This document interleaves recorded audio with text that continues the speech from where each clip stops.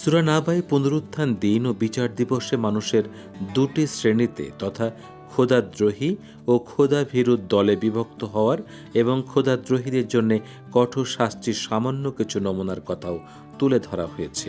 যেমন সূরা নাবার 24 থেকে 26 নম্বর আয়াতে দোজখীদের অবস্থা সম্পর্কে মহান আল্লাহ বলছেন, সেখানে তারা কোনো শীতলতা আস্বাদন করবে না, থাকবে না কোনো পানীয়, ফুটন্ত পানি ও পুঁজ ছাড়া।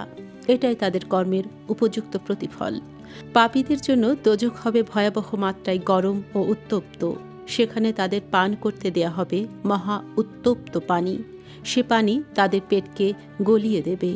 সূরা নাবায় খোদাভীরুদের সাফল্য সম্পর্কে বলা হয়েছে, নিশ্চয়ই সাবধানী তথা খোদাভীরুদের জন্য বড় সাফল্য রয়েছে।